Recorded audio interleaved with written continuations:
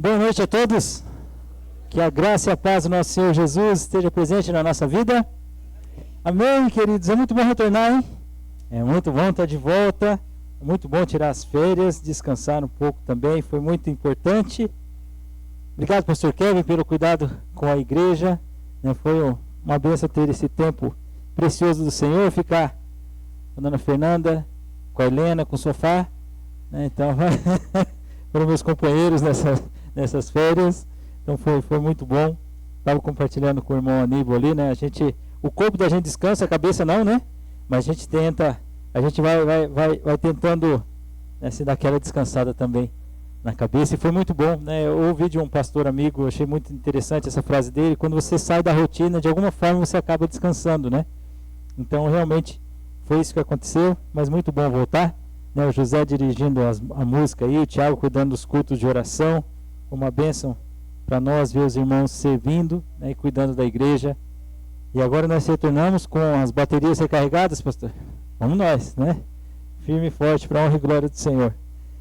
Peço aos queridos irmãos que abram sua Bíblia no livro de Atos, capítulo 4. Nós estamos fazendo as meditações no trecho do versículo 23 ao 31 de Atos, capítulo 4. Peço a você que abra sua Bíblia.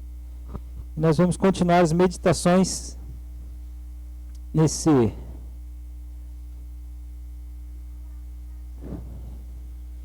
nessa porção das Escrituras.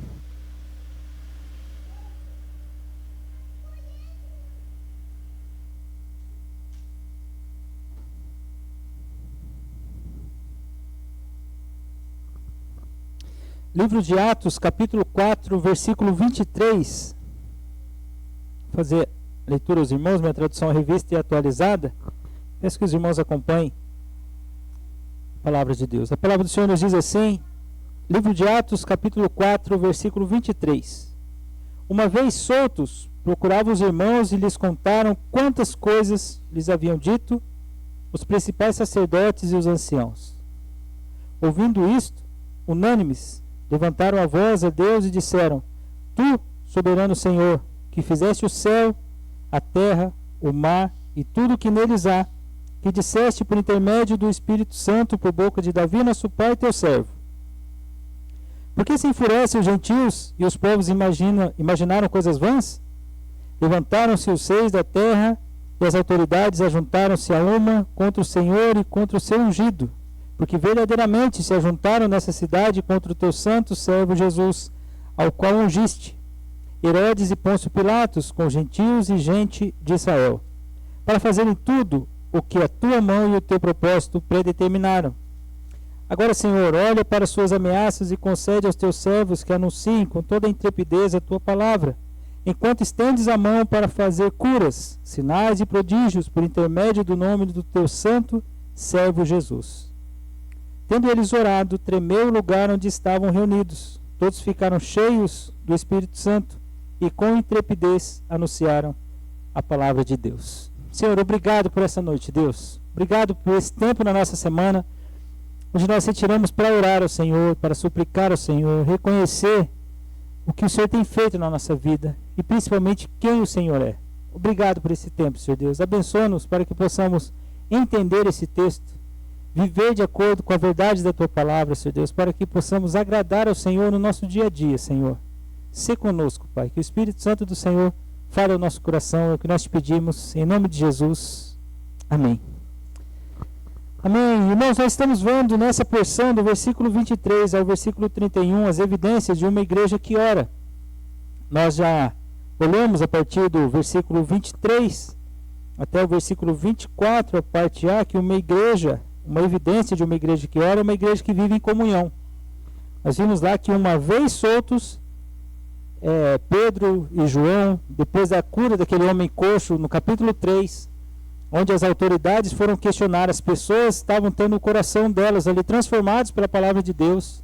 Eles são perseguidos a ponto de falar para não pregar o nome de Jesus. Contudo, irmãos, eles não puderam deter ali os apóstolos, e tudo isso eles viram que era a mão de Deus cuidando deles. E eles, a partir desse momento, dessa fala deles entenderem, começarem a entender, a sofrer por Cristo, eles vão procurar a igreja. Isso é comunhão. Isso é você buscar aqueles que são os seus irmãos. Buscar para contar os feitos de Deus na sua vida, contar as bênçãos do Senhor. Essa é a importância da igreja. Essa é a bênção de vivermos como igreja. É você saber que você tem um povo onde ali sim, na igreja, é manifesto o amor verdadeiro, porque é o amor de Deus. Ali é manifesta a união verdadeira, porque é a união que acontece pela aliança feita em Cristo Jesus. Por isso que eu digo aos irmãos, repito várias vezes, nós vamos lutar. Eu espero lutar junto com você, para nós sempre combatermos contra a desunião. A igreja precisa viver unida. A igreja precisa desenvolver a comunhão, a unidade. Os irmãos viram que eles buscam os irmãos, eles compartilham da vida com os irmãos, eles falam que eles contaram as coisas que aquelas autoridades haviam dito para eles. O prazer deles é compartilhar com a igreja o que está acontecendo. Por isso, queridos, que essa filosofia que tem se espalhado de desigrejados, pessoas que, não, eu tenho comunhão, eu, a minha esposa e os meus filhos, aqui nós oramos, porque a Bíblia diz, não tiver 2 ou 3 reunidos, eu estou ali no meio. Não tem nada a ver esse texto não está falando, esse texto está falando de exclusão em Mateus 18, esse texto. Unidade é a igreja mesmo, são pessoas com pecados e você com seu pecado. É vida em vidas, né? Não só vida na vida. Não é você somente com o seu irmão, são os irmãos vivendo essa unidade. E cada um de nós lutando para viver para agradar a Deus. Isso é a unidade da igreja. Por isso que quando há divisão, e nós vemos lá aqueles unânimes, eles levantam a voz. No mesmo pensamento, eles levantam a voz. Igreja funciona da seguinte forma, queridos. Você conhece aqueles irmãos, você ouve a mensagem da palavra, você sabe do pastor, sabe o que ele está pregando, você sabe o que você pode perguntar, você pode tirar dúvida, porque aquele povo, ali é a minha família. Eu posso falar abertamente ali, porque um irmão vai lutar contra a maledicência que está no coração dele, e eu vou lutar contra a maledicência que está no meu coração. O desejo de dividir está em mim, porque não há unidade, não há no coração pecador. O coração pecador ele quer dividir. Mas quando ele entende a unidade, a união em Cristo, a bênção de viver essa comunidade da fé, ele fala assim, isso é viver igreja. É para isso que nós precisamos caminhar, nós caminhamos dessa forma. Igreja tem comunhão, tem desafios. Às vezes saem umas faíscas, mas o Espírito Santo do Senhor apaga. Eu fico maravilhado quando Paulo escreve aos irmãos de Filipos, daquelas 2 irmãs que estavam com problema, né? Ele fala assim, olha, vai concilia aí a Evódia aí, a Síntike, que elas têm essa comunhão, não fica nessa divisão, não pode, porque a igreja vive dessa forma. Os irmãos passam por essa perseguição e eles falam assim, peraí, a evidência de uma igreja que ora, e nós vamos ver a oração, nós estamos vendo a oração da igreja aqui, ela vive em comunhão, num só pensamento, ela crê na sã doutrina. Isso nós vemos no versículo 24, da parte B dele, até o 26. Ele diz que Deus é soberano, Deus é criador sobre todas as coisas, Deus é aquele que está acima de tudo, foi Ele quem fez, foi Ele quem criou, é por intermédio dele que tudo acontece. É importante nós entendermos que uma segunda evidência, se a gente pode dizer assim, de uma igreja que ora, é uma igreja que crê na sã doutrina. A palavra de Deus, ela para aquela igreja, ela não contém verdades, ela é a verdade. Então eles passam a viver de acordo com aquela doutrina, eles vivem dessa forma, eles têm uma visão correta acerca de Deus. Por exemplo, Deus é soberano. Então, por mais que tenha sumo sacerdote, Pôncio Pilatos, saduceus, fariseus, escribas, incrédulos, nenhum deles fugiu do poder soberano que só Deus tem. Então, se isso está acontecendo, está debaixo do poder soberano de Deus. Primeira marca, eles começam orando dessa forma: Tu, soberano Senhor. É como Jesus ensina a oração do Pai Nosso, um modelo de oração. Pai Nosso. Começa com Deus, não começa conosco.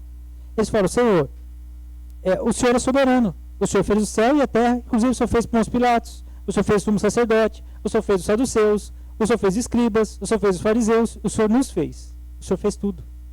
O Senhor é soberano. Eles têm uma visão correta acerca de Deus, eles têm uma visão correta acerca da palavra.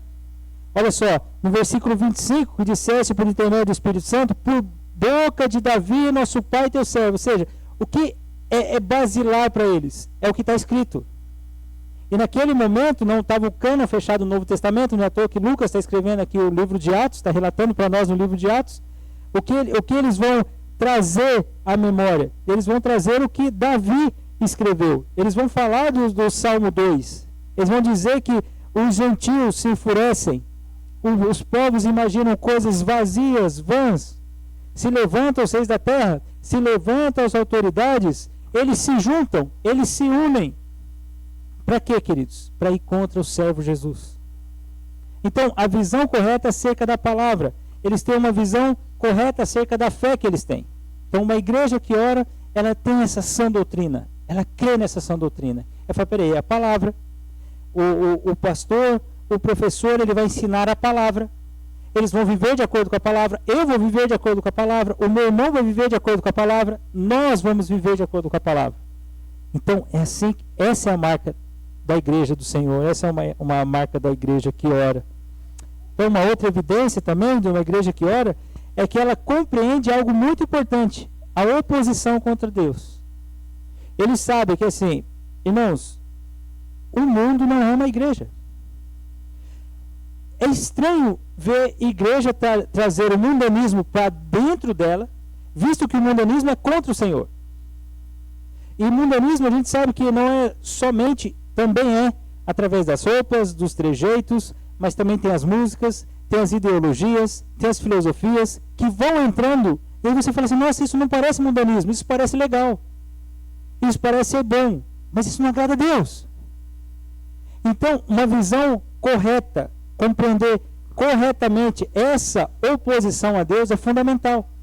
Porque ao citar ali o Salmo, ao citar o que Davi escreveu, além de mostrar para aqueles irmãos, revelar àqueles irmãos, visto que isso é uma oração, irmãos, né? Que a palavra é autoridade, eles dizem, porque verdadeiramente, o que acontece? Se juntaram nessa cidade contra o teu santo servo Jesus. Estou lendo o versículo 27. Ao qual ungiste. Quem se juntou contra Jesus?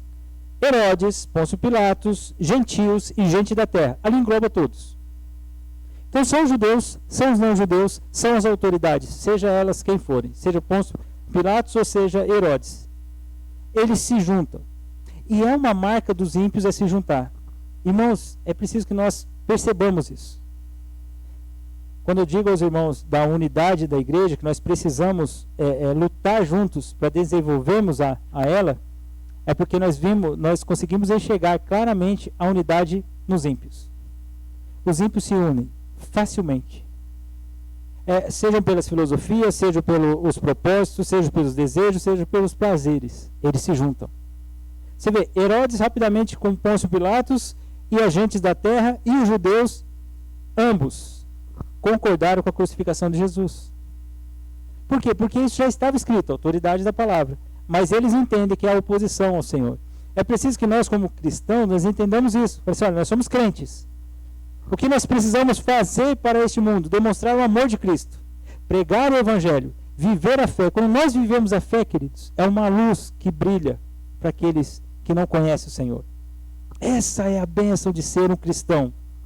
Essa é uma bênção de repente de estar no seu trabalho, de estar com seus colegas, de estar com seus parentes, de estar com seus vizinhos, e você ser um cristão e viver como cristão.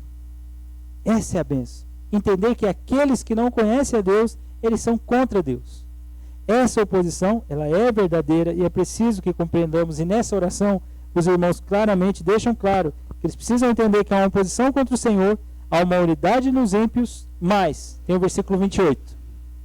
Que diz, para fazerem tudo o que a tua mão e o teu propósito predeterminaram. Ou seja, ainda que haja oposição, ainda que eles se unam, eles não são mais poderosos que o Senhor. Porque nada foge do que o Senhor já predeterminou. Nada foge do que o Senhor, do controle do Senhor na história. Isso é abençoador, irmãos, para aqueles irmãos que tinham acabado de receber Pedro e João de uma perseguição. Pedro e João de quase serem ali açoitados, presos. Por que eles não fizeram isso? Porque tinha multidão. A multidão estava crendo na palavra. Mas em primeiro, eu ia falar até em última análise, não, em primeira análise, era Deus que não permitiu que aqueles apóstolos fossem presos naquele momento. E hoje nós estamos olhando para essa oração e falando assim: Senhor, uma igreja que ora, então ela vive em comunhão, ela crê na sã doutrina, ela compreende essa oposição a Deus. Mas uma igreja que ora tem um outro fator nessa oração que é preciosa para nós, queridos. Uma igreja que ora, ela depende do favor de Deus. Uma igreja que ora sabe que Deus é soberano. Ela sabe que essa unidade do povo é importante. Ela sabe que a doutrina vai fundamentar os seus passos, a sua caminhada. Mas uma igreja que ora, ela sempre vai entender que se Deus não for, como Moisés diz, se o Senhor não for conosco, Senhor, que nós não saiamos aqui. Que nós carecemos do favor de Deus. É maravilhoso o final da oração desses irmãos. E sabe o que é precioso? Eu disse isso, queridos, nas nossas meditações anteriores. Eles não oram por livramento. Isso é impressionante nessa oração. Eles não oram para que deixem de ser perseguidos. Isso também é muito importante nós analisarmos. Eles não oram para que Deus mate os inimigos. Interessante isso. Porque, veja só a cena. Chega Pedro e João aqui contando para nós o que aconteceu. Nós passamos a orar. E aí chega no final da oração, nós já oramos porque nós cremos na mesma verdade, nós andamos na unidade de pensamento, nós já oramos porque nós compreendemos que eles são inimigos. E agora, qual é o final da oração? Vamos orar assim: Senhor, agora vamos juntar aqui que nós recebemos essa informação da perseguição, vamos orar para que Deus queime os inimigos. Acho que eu ia ter irmão lá na igreja lá e falar assim: não, como assim? Não, irmão, não vamos orar por isso não. Então vamos orar para que eles sejam aleijados e mortos e ganhem uma doença e nós caminhemos em paz com a igreja. Aí outro irmão ia levantar da igreja lá e falar: não vamos orar por isso não. Então vamos orar para que a igreja tome o poder e os inimigos fiquem debaixo do poder da igreja. Aí tinha outro irmão lá da igreja lá e falou: não, por isso nós não vamos orar não. Mas então, pelo que nós vamos orar? Nós vamos orar pelo que diz versículo 29 ao 31. Peço aos irmãos que acompanhem a leitura novamente. Irmãos, preste atenção nessa leitura que eu farei aos irmãos. Preste atenção em como esses irmãos oram no final da oração deles. Agora, Senhor, olha para as suas ameaças e conceda aos teus servos que anunciem com toda intrepidez a tua palavra, enquanto estendes a mão para fazer curas, sinais e prodígios por intermédio do teu santo servo Jesus. Tendo eles orado, tremeu o lugar onde estavam reunidos. Todos ficaram cheios do Espírito Santo e com intrepidez anunciavam a palavra de Deus. O que esses irmãos pediram, queridos? Sabe o que eles pediram? Coragem. Senhor, eu não estou falando aqui, queridos, que quando nós passamos por lutas e momentos desafiadores, nós pedimos ao Senhor: Senhor, está difícil de aguentar. Nós somos limitados, claro que sim. Senhor, olha a oposição. Olha, Senhor, como as coisas estão sendo difíceis para mim. O Senhor conhece que eu sou fraco, o Senhor sabe que eu não tenho forças nos meus braços. Senhor, me livre disso. Não é? Mas é que na oração do Pai Nosso, o Senhor fala para livrar-nos do maligno, né? Livra-nos do mal. Ou ali poderia ser traduzido como livra-nos do maligno. Esses irmãos pedem coragem para continuar pregando. Esses irmãos pedem coragem para continuar fazendo o que Pedro e João acabaram de fazer. Eles pedem ao Senhor: Senhor, haja com o teu favor no nosso meio. Aí eu quero te fazer uma pergunta: Senhor, ora assim pela nossa igreja? Senhor, usa a nossa igreja? Senhor, usa os nossos pastores? Senhor, usa os nossos líderes? Senhor, usa as nossas mulheres? Senhor, usa os nossos jovens? Senhor, usa os nossos velhos? Para que eles sejam um testemunho da palavra do Senhor. para que eles sejam os pregadores onde eles estiverem. Para quando eles estiverem lá vivendo com seus vizinhos, eles não sejam um tropeço da fé para esses vizinhos. Para que eles sejam uma bênção da luz de Cristo. Para quando eles estiverem no seu trabalho, eles não sejam aquele funcionário que é malandrão. Que sejam um testemunho lá. Que ainda que o chefe não seja um bom chefe, que ainda que os amigos não sejam bons amigos, eles sejam testemunhos. Ora por isso. Ora, Senhor, que o meu pastor não se desvie do caminho reto. Que ele tema o Senhor. Para que as mulheres da nossa igreja sejam mulheres santas. Porque assim é um testemunho para essa feminilidade distorcida que está sendo pregada, que está sendo ensinada dia a dia. Olha pelos homens da nossa igreja, sejam homens sérios, homens crentes, homens fiéis. Olha pelos nossos jovens, quantas tentações, quantos prazeres, para que em tudo isso, Senhor, o Senhor seja glorificado. É isso, queridos, o término da oração daqueles irmãos. Eu fico pensando, chega alguém perseguido, você vai orar para que, o quê? Que os inimigos sejam exterminados? É interessante que os irmãos estavam orando para poderem pregar a palavra. Para sofrerem por Cristo. É por isso que eles estavam orando. Olha só, queridos, versículo 27. Versículo 29, desculpa.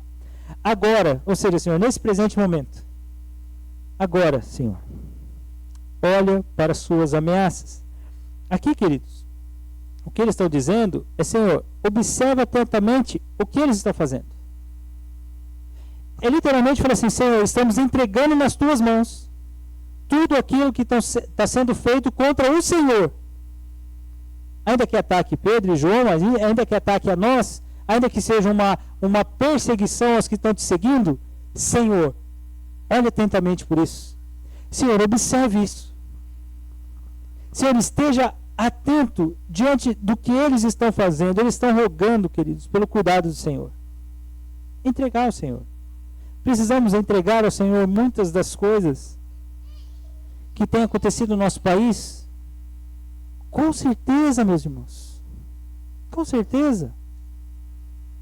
A gente percebe que esse mundo carece, né? E todos pecaram e carecem da glória de Deus. Nós sabemos isso, que Romanos 3 diz isso.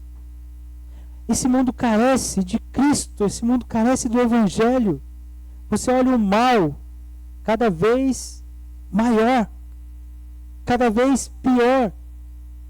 Isso é falta de Deus, queridos. Não é falta de dinheiro. Não é falta de uma boa economia. Não é falta de uma boa educação.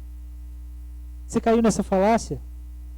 Não caia nessa falácia. É falta de Deus. É falta de Deus. Eles olham, Senhor, olha atentamente por que eles estão fazendo. Observe isso, Senhor. Nós entregamos nas mãos do Senhor. Porque eu digo que eles não estavam orando por livramento por causa da continuidade, queridos. O que logo após esse rogar pelo cuidado do Senhor, o que eles dizem? E concede. Então eles estão, primeiro, eles estão pedindo para o Senhor olhar, né? Para o Senhor observar atentamente. Depois eles pedem uma outra ação de Deus. Senhor, concede aos teus servos livramento. É isso que eles dizem? Não, não é isso que eles dizem. Concede aos teus servos paz para que a gente pregue, as pessoas abram os ouvidos e escutem tudo e não nos ameacem mais. Não é isso que eles pedem também, queridos. Eles pedem coragem. Senhor, dá a nós. Dá aos teus servos. Veja que eles citaram o Salmo 2, né? Eles falam do servo Jesus que é perseguido. Então a igreja do Senhor, ela é formada por servos. Nós somos imitadores de Cristo, queridos. Então quando nós somos perseguidos, o que nós achamos que está sendo demais para nós? Ou injusto. Se eles perseguiram o servo Jesus, não há de perseguir a igreja de Cristo? Lembra quando Paulo saiu na estrada de Damasco para perseguir a igreja do Senhor? Quando ele tem encontro com o Senhor Jesus, o que o Senhor Jesus diz a ele? Pô, você está perseguindo a mim. Mas Jesus tinha morrido e ressuscitado. Onde estava Jesus representado, queridos? na igreja, irmãos, nos seus filhos. Então, os irmãos dizem assim: Senhor, concede a nós essa coragem que nós vimos aí de Pedro e João. Essa coragem que diante da multidão ouvindo, diante daquelas ameaças, diante daqueles questionamentos, diante daquelas afirmações, não pregue em nome de Jesus. Eles tiveram coragem e falaram assim: não importa obedecer a Deus e não aos homens. Como é que eu vou falar? Como é que eu não vou falar do Senhor? Essa intrepidez de saber que há momentos, queridos, que nós vamos nos calar. Há momentos que nós não vamos falar. Há momentos que nós vamos ouvir. Mas assim que nós tivermos a oportunidade, nós não vamos desperdiçar. Nós vamos ter coragem de falar do Senhor, de falar da palavra. Quantas vezes ficamos envergonhados? Quantas vezes? Quantas vezes falta para nós essa intrepidez? Então hoje, queridos, nós somos desafiados a pedir a Deus essa coragem, essa intrepidez de falar, esse desejo de falar francamente acerca da fé. Esse é o significado de intrepidez. Uma outra palavra, né, um sinônimo de intrepidez é ousadia. Você pede por isso, queridos? Peça por isso. É tão interessante que, assim, quando a gente pede para Deus sabedoria, e como diz Tiago capítulo 1, Deus dá liberalmente, é esse pensamento que nós temos de falar assim: Senhor, falar a palavra no momento certo. Como Paulo diz aos irmãos de Colossos, a nossa palavra seja temperada com sal. Sabe assim, falar com sabedoria, queridos. Às vezes tem alguns cristãos que eles não... Que os islâmicos lá têm a ideia dos xiitas, né? Aquela ideia toda dos xiitas. Os evangélicos às vezes têm os xaatos, né? Que às vezes não fala com sabedoria. E sabe, é difícil para nós. Muitas vezes nós... Pastor, me faltam as palavras. Então peça a Deus. Peça a Deus esse desejo de falar, de pregar o Evangelho. Pastor, como é que eu vou falar? Peça a Deus. Fala sobre Jesus. Fala sobre aquele que salvou. Fala sobre o seu testemunho. Fala o que acontece com você. Fala que você é um pecador. Sim, é um pecador arrependido, que creu no Senhor e está lutando para viver, para agradar a Deus. Não só para cumprir princípios comportamentais. Os princípios e o comportamento é o resultado da fé que você tem. E não os princípios para você ter a fé. É o contrário. Você tem o Senhor. Você entendeu da fé, você vai falar. Seja com autoridades, sejam com os gentios, sejam os povos da terra. Quem for, essa intrepidez. Foi por isso que eles oraram, queridos. Foi por isso que os irmãos entendem. E eles entenderam que esse falar depende do Senhor. É um favor do Senhor. Essa coragem não é inata em nós. Acho que você é habilidoso, né? Olha você, nossa, como você é. Olha a pessoa, nossa, ele é safo, né? Ele é safo. Olha como ele é esperto. Olha como ele fala bem. Não! Não, a gente não vai falar do Evangelho pela nossa persuasão. A gente vai falar no poder de Cristo, queridos. Então, sabe aquela oração de Neemias? Sabe aquela oração quando o rei chega para ele e fala assim: Neemias, o que está acontecendo com você? Você veio me servir aqui e você não serve desse jeito. Tem que ser tristeza do coração o que está acontecendo com você, Neemias.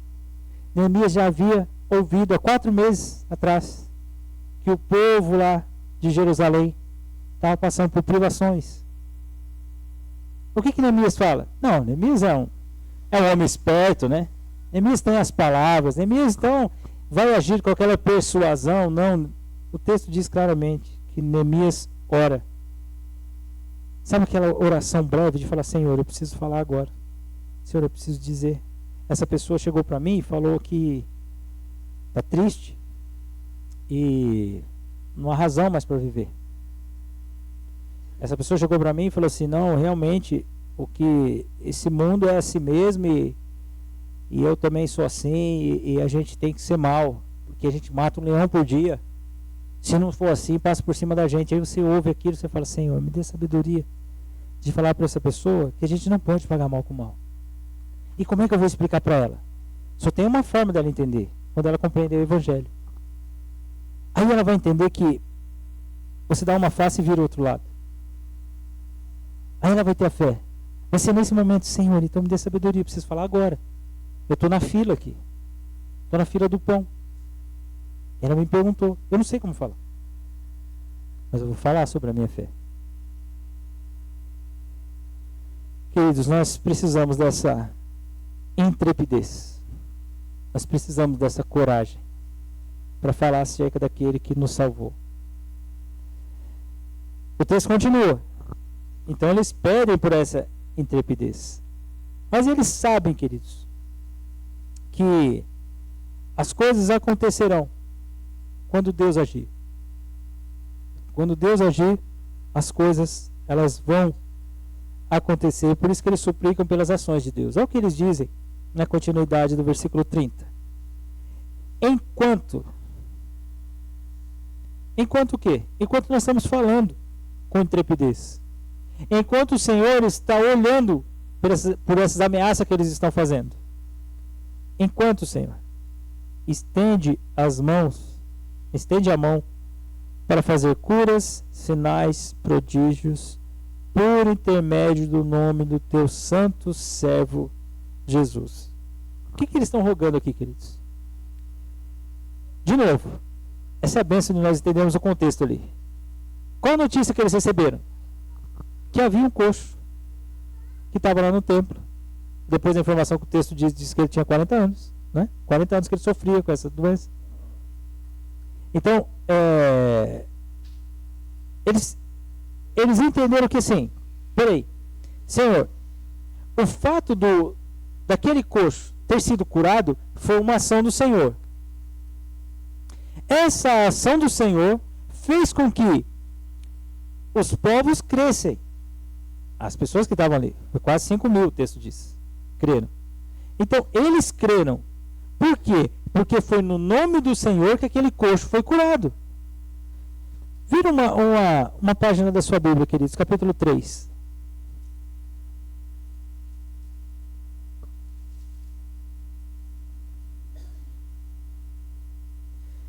Ali está o relato do acontecido, né? Capítulo 3, versículo 1 diz que Pedro e João subiram ao templo para a oração da hora nona.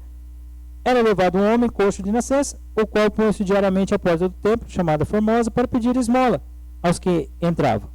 Vendo ele a Pedro e João, que iam entrar no templo, prolava que lhes dessem uma esmola. Pedro, fitando juntamente com João, disse: olha para nós. Ele os olhava atentamente, esperando receber alguma coisa. Pedro, porém, lhe disse: não possuo nem prata nem ouro, mas o que tenho isso te dou. Em nome de Jesus Cristo, o Nazareno, anda. E tomando pela mão direito, levantou imediatamente. Os seus pés e tornozelos se firmaram.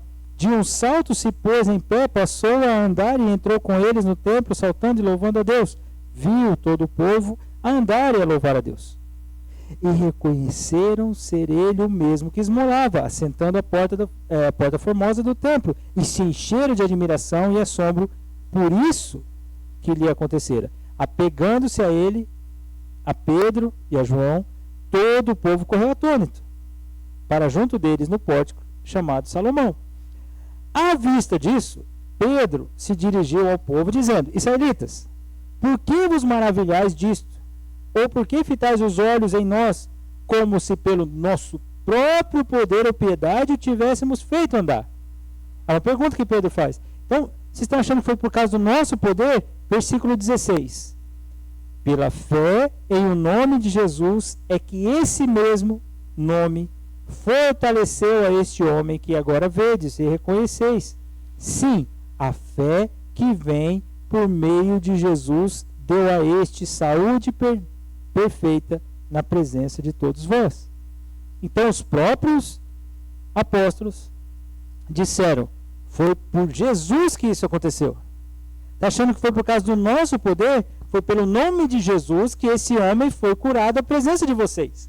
O que a igreja está orando, queridos? A igreja está orando para que o Senhor continue agindo com o seu poder para que pessoas conheçam da palavra. É isso que o texto está dizendo. O que os irmãos estão querendo, o que os irmãos estão querendo, não, o que os irmãos estão orando, eles estão falando assim: Senhor, continua demonstrando o teu poder. Queridos, às vezes você vai falar assim: mas pastor, eu não vejo mais esses coxos andando, nem esses cegos vendo. O que está acontecendo? O que está acontecendo é o seguinte, queridos: aqui é o início da igreja. Aqui os apóstolos tinham esse dom de cura. Eles faziam essas manifestações, as pessoas olhavam e falavam assim: esses andaram com Jesus. Esses são apóstolos que andaram com Jesus. Os mesmos feitos de Jesus eles estão fazendo. Hoje não temos mais apóstolos. O que dizem não são apóstolos, queridos. Esses títulos que existem não são apóstolos. Apóstolos são aqueles que andaram com Jesus. Por isso que Paulo diz que ele é um fora de tempo, porque ele teve um intensivo com Jesus, né? Fora disso, não são esses apóstolos que hoje estão dizendo. Agora, o que a igreja está pedindo? Essa manifestação que foi feita pelo nome do Senhor, ela fez com que pessoas crescem na tua palavra. Então, Senhor, continua agindo da mesma forma. Queridos, hoje quando eu vejo alguém que viveu uma vida completamente longe do Senhor, seja na devassidão da sexualidade, da agressividade, da criminalidade, da podridão do orgulho, na podridão do egoísmo, ela chegar diante da palavra de Deus, se render diante a ela, viver em comunhão com a igreja, eu falo: isso é um milagre. Quando eu vejo um orgulhoso se rendendo diante de Deus, para mim, é a mesma coisa que ver um criminoso se render diante de Deus. É a mesma coisa de ver uma mulher arrogante se rendendo diante de Deus. É a mesma coisa de ver um homem devasso se rendendo diante de Deus. Você fala: isso é milagre. Isso é ação do Senhor. Você sabe o quanto você é pecador. Se você é um cristão verdadeiro, você vai enxergar os feitos de Deus na sua vida. Isso foi um milagre. Você sabe o quanto você é arrogante, o quanto você é egoísta, o quanto você não deseja naturalmente fazer o bem. Você sabe o quanto você é mau. O que Paulo diz aos irmãos em Éfeso para se despir do velho homem? O velho homem, ele deseja sempre aflorar. A nossa natureza pecaminosa, ela quer sempre, é a carne militando contra o espírito. E quando você se rende e fala assim: peraí, eu estou submisso à vontade de Deus, isso é um milagre. Quando eu vejo Deus convertendo o coração de pessoas, restaurando casamentos, mudando um homem e uma mulher mentiroso em alguém que é verdadeiro, em alguém que é extremamente avarento, ele ser generoso, isso é milagre, queridos. Isso nós devemos pedir ao Senhor. Senhor, continua mostrando isso para nós. Continua revelando isso para nós, Senhor. Continua demonstrando esses feitos do Senhor. Foi isso que os irmãos estão dizendo. Senhor, continua estendendo a sua mão para que pessoas conheçam do Senhor.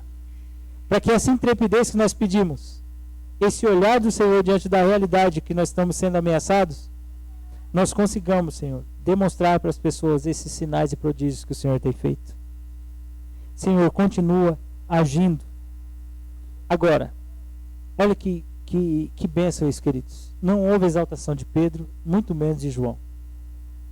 O que eles dizem na última frase, terminando a oração: enquanto estendes a mão para fazer curas, sinais e prodígios, por intermédio do nome do teu santo servo Jesus.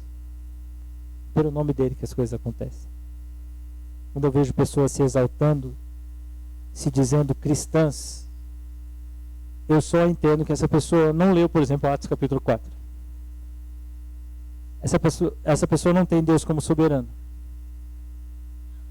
Essa pessoa, ela acha que ela está num pedestal onde ela deveria descer, porque ela nunca deveria ter estado lá. A honra e glória é sempre do Senhor. os feitos acontecem porque o Senhor permite que aconteçam, queridos. Por isso que não há coração duro que não seja quebrado pela palavra de Deus. Se você crê que em nome do Senhor sinais e prodígios são feitos, esse coração pode ser quebrado. Ah, pastor, mas essa pessoa é tão difícil. Para Deus? Ah, mas ela teve um histórico tão assim. Para o Senhor? Ah, mas essa pessoa não queria saber. Tudo bem que eu era bem mais jovem nessa fase da minha vida, mas eu não queria saber de crente, queridos. Eu não nasci num berço cristão evangélico, né? Se assim a gente pode dizer. Então eu não gostava de crente. Hoje eu estou pregando a fé em Cristo Jesus. Mérito meu? Nenhum, queridos. Foi a graça do Senhor. A graça do Senhor. Hoje eu amo o Senhor. Eu amo pregar a palavra. Eu amo falar de Deus. Eu amo ensinar os princípios. Eu amo falar da verdade. Por que isso, queridos? Porque a fé que Pedro e João disseram que o Senhor Jesus concedeu para que ele fosse curado, eu fui curado do pecado da minha alma. E hoje eu creio no Senhor. Isso aconteceu com você? Olha que bênção isso, queridos. É o que eles dizem: Senhor, continua estendendo a tua mão para que isso aconteça. Então, Senhor, olhe. Senhor, conceda. Senhor, estenda a tua graça para que isso aconteça. Tendo eles orado. Uma marca do Antigo Testamento. Lembre-se lá na entrega da lei do Senhor, como o monte tremia, né?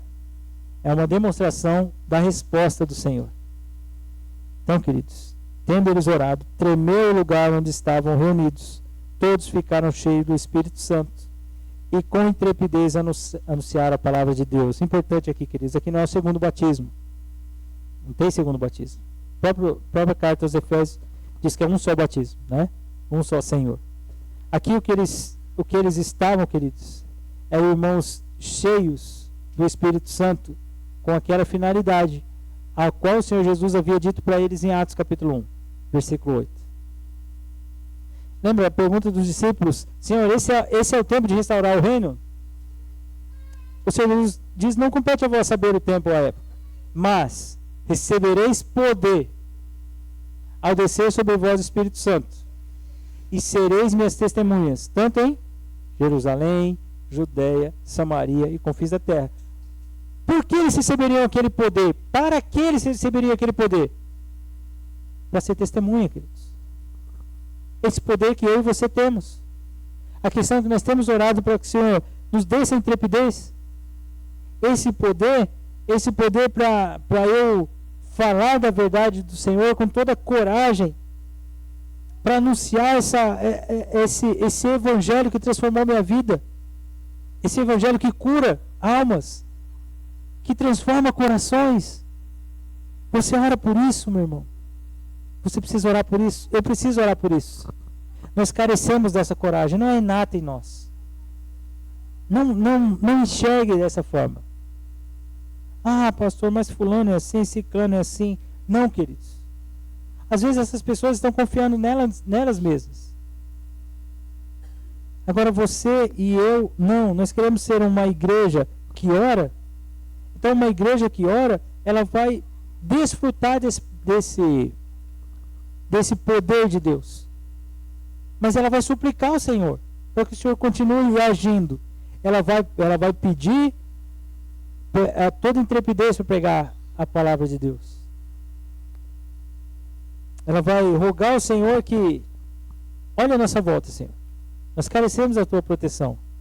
Mas, Senhor, nós dependemos do favor do Senhor. Queridos, nós estamos pregando a palavra aqui no nosso meio. Agradeça a Deus por isso. Isso é manifestação do Espírito. Isso é manifestação do Espírito.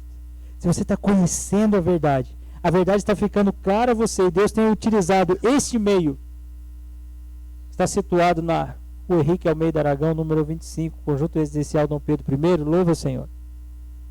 É a graça de Deus manifesta na sua, na minha vida, na vida da nossa igreja. Isso é intermédio do Senhor agindo no nosso meio. Isso é a graça do Senhor. Olhe por isso. Olhe para que você, aprendendo isso, conhecendo essa fé, aprendendo esses princípios, viva dessa forma. Coragem para testemunhar. Pastor, mas eu não sei falar direito. Pois é, irmãos. O que é falar direito? Paulo, lá no capítulo 2 de 1 Coríntios, ele fala, quando eu fui ter com vocês, não foi com linguagem de sabedoria humana. Às vezes nós achamos, queridos, que nós precisamos ser muito persuasivos para Deus converter aquele coração. Se você crê nisso, queridos, tira isso da sua mente. Você não precisa ser persuasivo. Porque as pessoas não vão a Cristo pela sua persuasão. Elas vão a Cristo quando o Senhor abre o entendimento, como o Senhor fez com Lídia. Lembra do relato de Lídia? O Senhor abriu o entendimento dela. O Senhor abriu o coração de Lídia para que ela entendesse a verdade. Agora, Paulo, Silas, Lucas, homens corajosos de irem para lá, de pregarem, de falar a verdade. Assim como Timóteo, Tito, em Creta, que eu e você roguemos ao Senhor para que sejamos esses luzeiros desse mundo. Eu gostando dessa palavra em Filipenses, queridos, esses luzeiros desse mundo. Você é crente, você tem o Espírito Santo do Senhor, então peça ao Senhor, quero ser um testemunho, eu quero viver a fé, mas Senhor, isso não depende das minhas forças, porque se dependesse das minhas forças seria fracasso, mas eu dependo do favor do Senhor. Eu quero não só fazer parte, mas ser essa igreja que ora, que vive em comunhão, que crê na sã doutrina, que compreende a oposição de Deus a Deus, a oposição a Deus, e depende do favor do nosso Senhor. Queridos, eles oraram, eles foram respondidos pelo Senhor, não é à toa que eles anunciavam a palavra de Deus. Pastor, dali a igreja passa a anunciar. Quero ler só o trecho final do capítulo 4. Olha a marca da igreja, queridos. Nós vimos até aqui a evidência de uma igreja que ora, né? A marca dessa oração da igreja. Olha a continuidade, que lindo, queridos. Tem até uma música. É uma música bem antiga, não sei se os irmãos lembram. Da multidão dos que creram, era só um, o coração. Alma, uma somente, uma semente. Não lembro mais a continuidade. Havia uma esperança brotando dentro da gente. Muito linda essa música. É esse trecho que eu vou ler para os irmãos. Olha só, queridos. A igreja passa a anunciar a palavra de Deus. Da multidão dos que creram, era um o coração e a alma. Ninguém considerava exclusivamente sua nenhuma das coisas que possuía. Tudo, porém, lhes era comum. Com grande poder os apóstolos davam testemunho da ressurreição do Senhor Jesus, e em todos eles havia abundante graça. Pois nenhum necessitado havia entre eles, porquanto os que possuíam terras ou casas, vendendo-as, traziam os valores correspondentes, e depositavam aos pés dos apóstolos. Então se distribuía a qualquer um à medida que alguém tinha necessidade.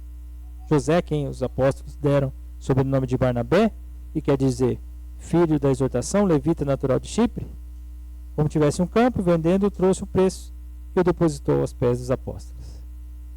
Havia aquela comunhão, havia aquela vida de igreja. Queridos, que nós sejamos assim, uma igreja que ora, uma igreja que busca o Senhor, uma igreja que reconhece o poder do Senhor e pede ao Senhor: Senhor, haja no nosso meio. Senhor, continua nos mantendo firmes na palavra. Continua se a gente está no caminho certo, Senhor, continua nos abençoando. Se não estamos, nos direciona. Nós queremos andar dessa forma. Não queremos nos iludir e nem nos amedrontar com as ameaças que vierem, mas nós queremos evidenciar uma igreja que vive para a honra e glória do Senhor. Amém, queridos? Vamos orar. Senhor, obrigado por essa noite, obrigado pela bênção de olhar para essa oração tão preciosa, tão maravilhosa, Senhor Deus. Obrigado por o Senhor nos deixar, Senhor Deus, isso registrado, o Espírito Santo do Senhor inspirar Lucas, Senhor Deus, a deixar registrado para nós essa tão profunda e bela oração. Que nós não simplesmente a conheçamos na nossa mente, Nós a tomemos, Senhor Deus, no nosso coração e a demonstremos nas nossas atitudes, Senhor Deus. Sejamos uma igreja que vive essa comunhão, que crê na sã doutrina, que sabe, Senhor Deus, da oposição ao Senhor, mas que depende, Pai, do Teu favor, do Teu cuidado, do Teu amor, Pai. Cuida de nós, Senhor Deus. Cuida de cada irmão, de cada irmã aqui. Senhor Deus, proteja-nos com o Teu favor, mas nos dê, Senhor Deus, essa intrepidez de falar, de viver o Evangelho onde nós estivermos. Obrigado, Deus, pelo Teu amor, pelo Teu cuidado. Obrigado, Senhor Deus, por essa igreja. Nós te louvamos. Nós te agradecemos, Senhor Deus, por tudo que o Senhor tem feito. Em nome de Jesus. Amém.